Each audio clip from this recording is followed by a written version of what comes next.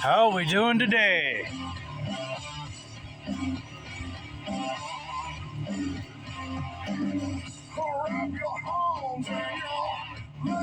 My D17.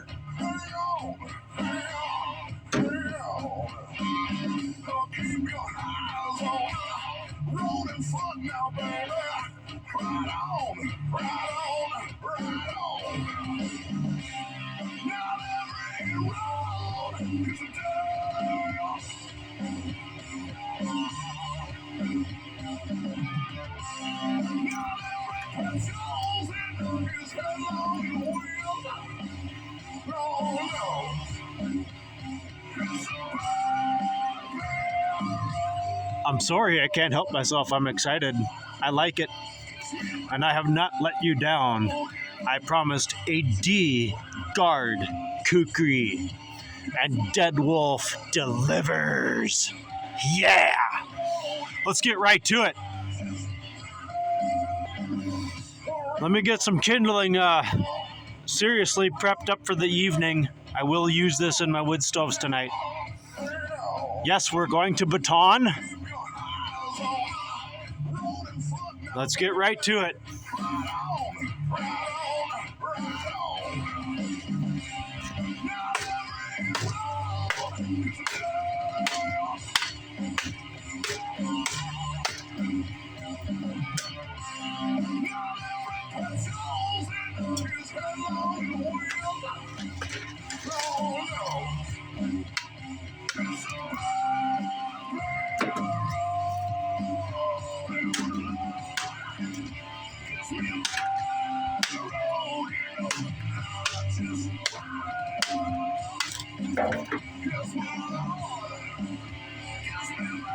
Oh, the power!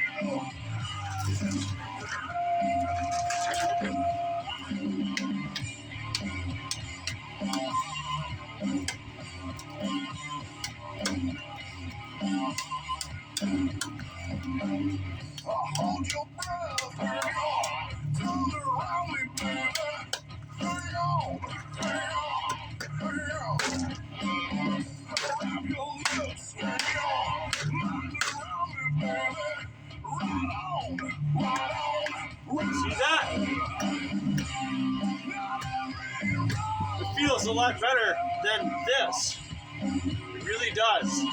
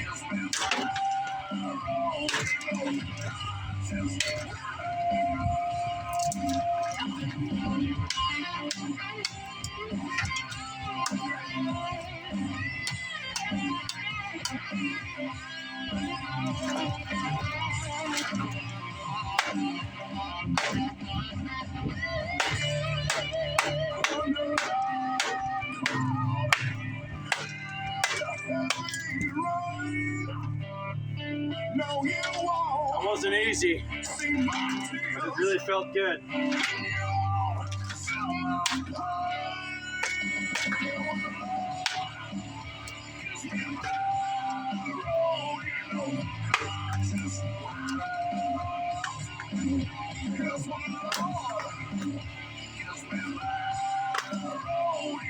Don't need to worry about scratching this one.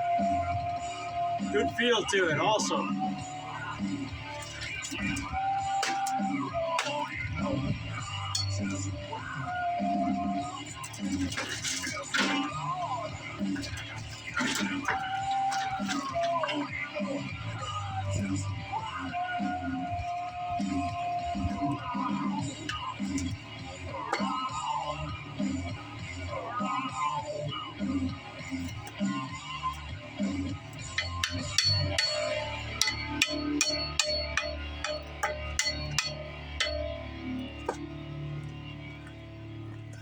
Yeah, it's got a got a nice dull ring to it. I really love it. I did this with the arc welder that I grew up, my first welder that I learned to weld on. I grew up with that welder, so I'm really proud to have done this build with the welder. It was a grind. I don't want to hide anything. That this build, it was a hell of a build. It was not fun. It really sucked trying to do it with the old arc welder, doing all kinds of light fine work with this. But I eventually just kept on grinding and beating and heating, and I got something really solid. 6011 rod, the strongest rod back in the day that we welded with, the good old 6011s. They weren't pretty, but they were damn near unbreakable once you did them. So that's what I chose to do, 6011. And you're going to grind it smooth anyway with the hand grinder. And yeah, lots of nicer work could be done with this too. If I had access to a nice wire feed welder, I would do that, because then you could really bead it up nice and smooth and spend all kinds of hours getting this pretty and smooth and everything. Let's get right to it. I've been watching a lot of batoning videos that are just showing me the truth of batoning, and for the most part, this crazy heavy batoning that I do is mostly for proving the knife, proving how tough it is.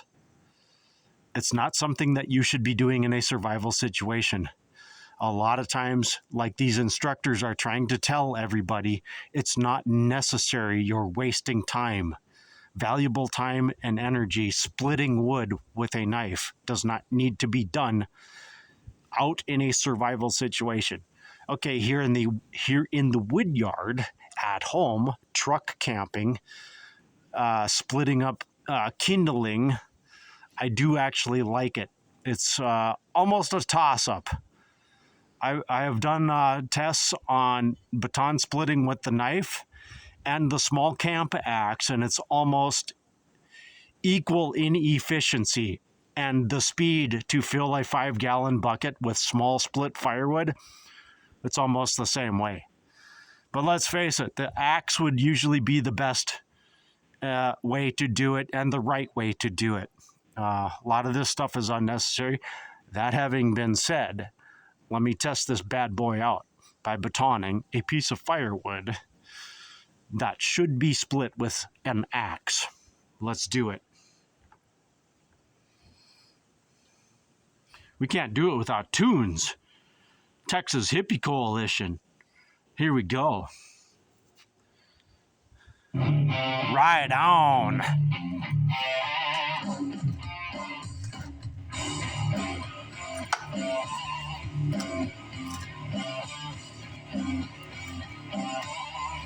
Yeah, it's gonna be a tough one. Just take a little sliver like that.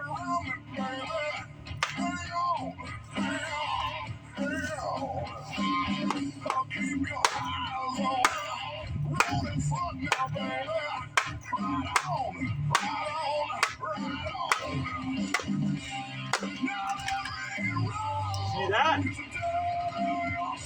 My fingers didn't get all beat up on that splitting block. It's not just for fighting. All kinds of good uses here.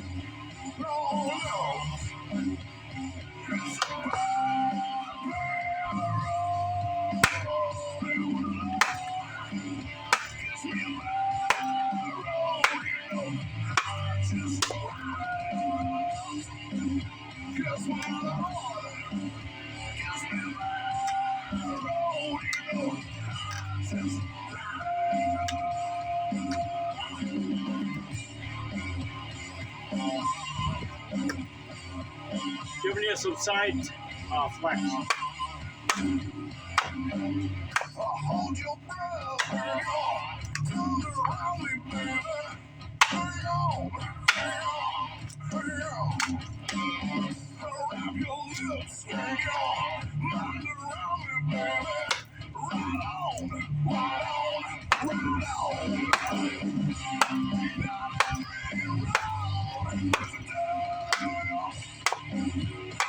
roll.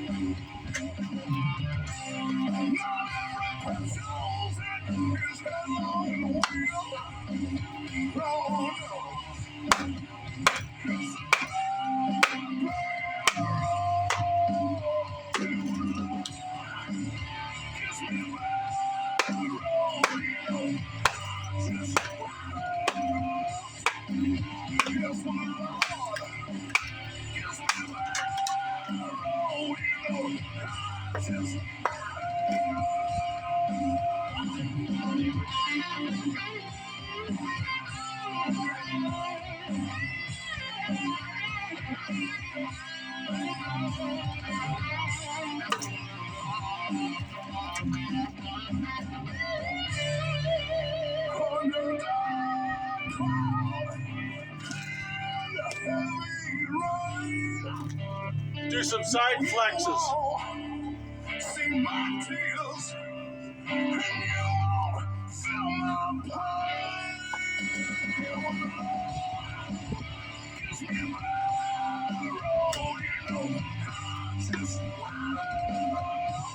Back to true.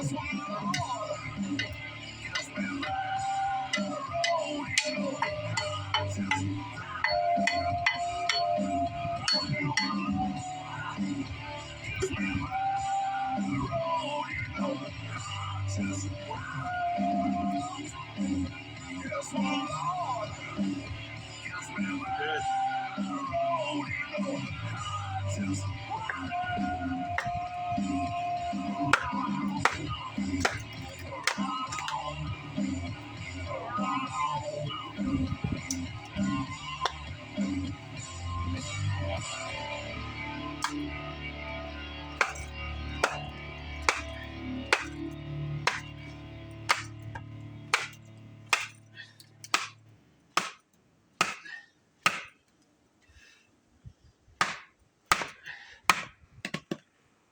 We flexing it? Nope, we're good.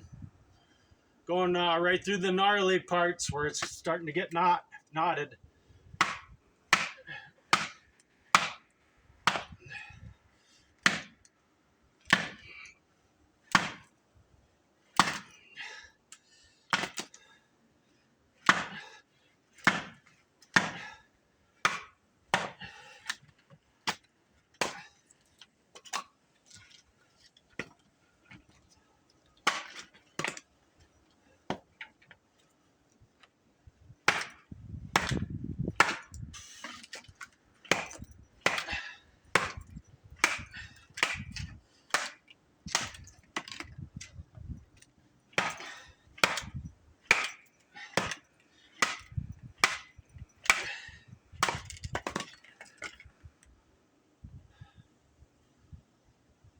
Okay, I think we're good.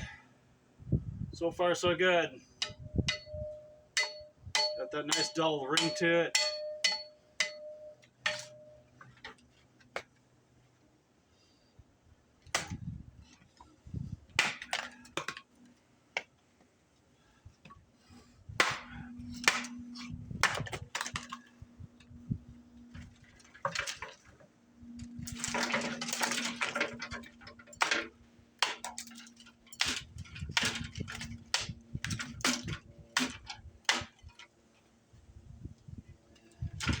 And yeah,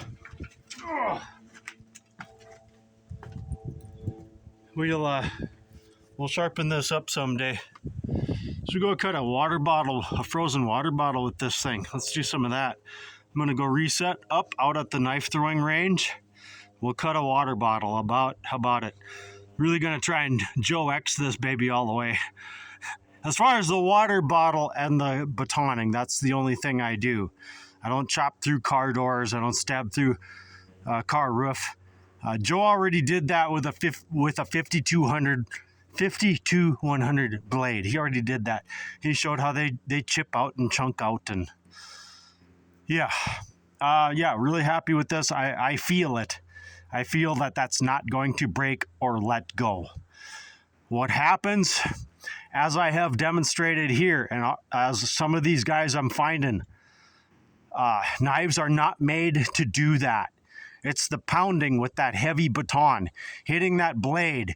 You have a shock wave that runs all the way through the blade, usually into the tang. And right where you see my thumb tapping right there, that's where they break, usually, most of the time. That's what I have done 3 times now already. So it's true. Unless it's tempered soft enough. Sometimes some of the knives will be soft enough to probably take that forever. because they don't develop that stress, that internal stress fracture that ends up snapping your handle off like a toothpick when you're least expecting it. So there we are. Okay, let me get set up out there. We'll go do some actual cutting. Maybe we'll throw this thing too once.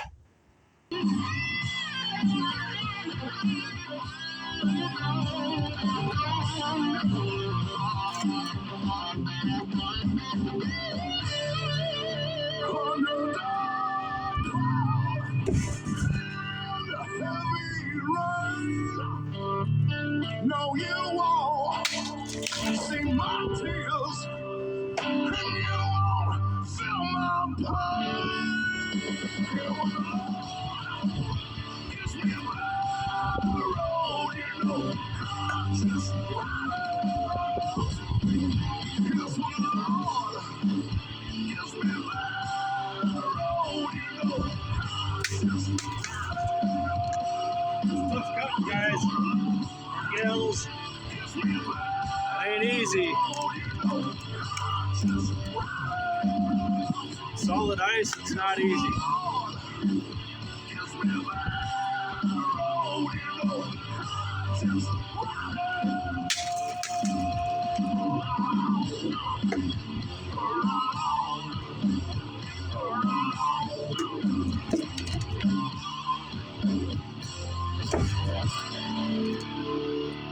Got a no spin throw for you. How about it? Let's wrap it up. I'm Dead Wolf. I'm out of here. Kukri. Kukri.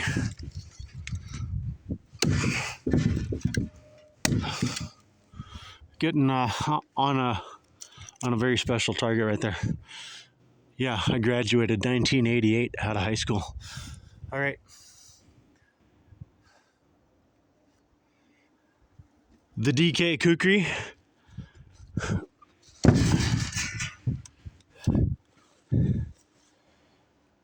It just keeps on going, and I don't think it's going to stop. Is it for sale? Maybe for the right price. The right price is going up every swing I make. Thank you all so much for being there. It's been a tough couple of days, and this has been a good day. I really appreciate you all watching. I'll see you soon on the next one where, we're going to have this kind of fun. Until then, take care, everyone.